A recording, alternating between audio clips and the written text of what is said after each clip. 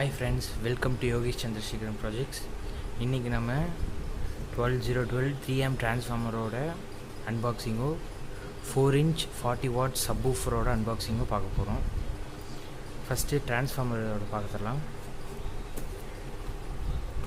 இந்த டிரான்ஸ்ஃபார்மரோட ப்ரைஸ் என்னென்னு பார்த்தீங்கன்னா 280.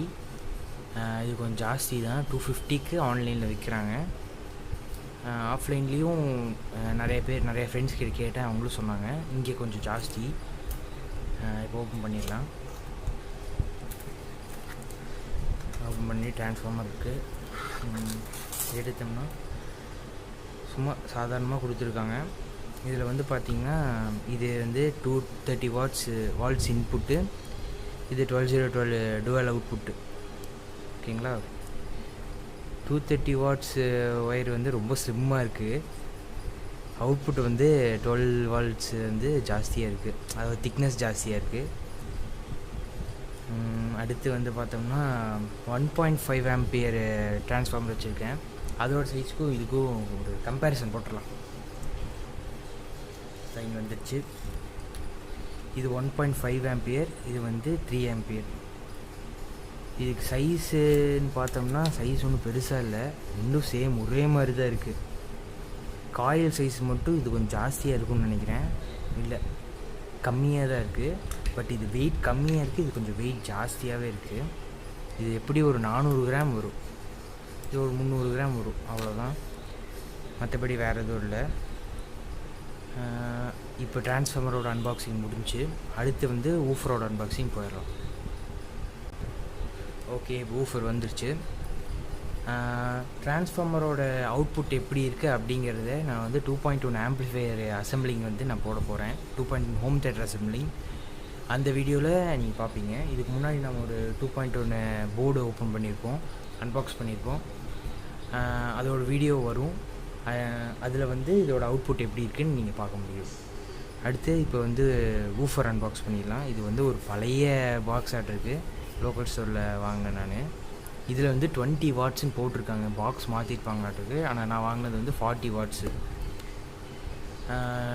இதோட பழைய ஊஃபர், அதாவது 20 வாட்ஸோட ஊஃபரு, இது கம்பேரிசன் போட்டுடலாம். ஃபஸ்ட் இது வந்து அன்பாக்ஸ் பண்ணிடலாம்.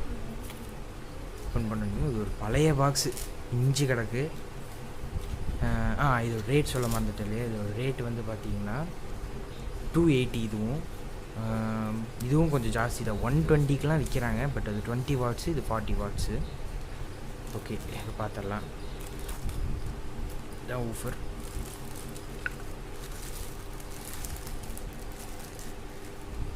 ஓப்பன் பண்ணியாச்சு.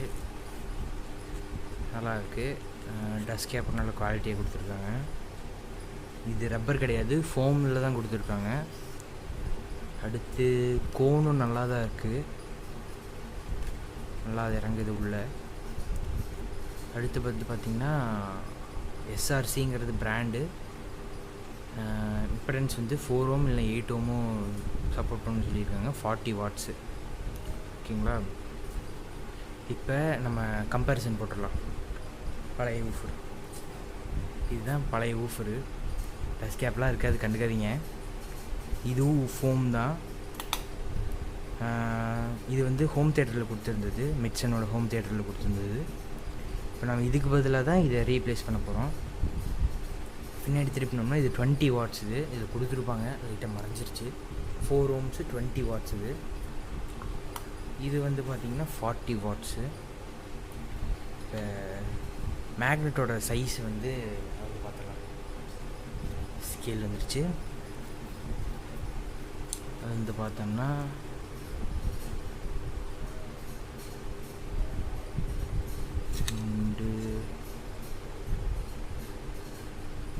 6 சென்டிமீட்டர் வருது.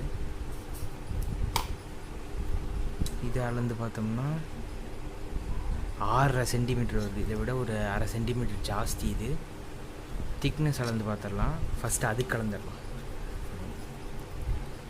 இதுக்கு வந்து பார்த்திங்கன்னா 1 சென்டிமீட்டர் இருக்குது. இதுக்கு வந்து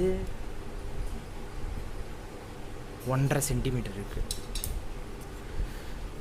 ஓகேங்களா. அடுத்து வேறு என்ன,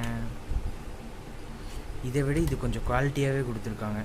அதாவது பின் கனெக்ட் பண்ணுறது இது ரொம்ப இதாக இருந்துச்சு, அதனால தான் உடஞ்சிருச்சுது. பட் இது கொஞ்சம் நல்ல குவாலிட்டியாகவே கொடுத்துருக்காங்க. அவ்வளோதான் ஃப்ரெண்ட்ஸ், அன்பாக்சிங் முடிஞ்சு, ட்ரான்ஸ்ஃபார்மரோட அன்பாக்சிங் முடிஞ்சு. ஓகே, இந்த வீடியோ பிடிச்சிருந்துச்சுன்னா லைக் பண்ணுங்கள், ஷேர் பண்ணுங்கள், சப்ஸ்கிரைப் பண்ணுங்கள். தேங்க்யூ.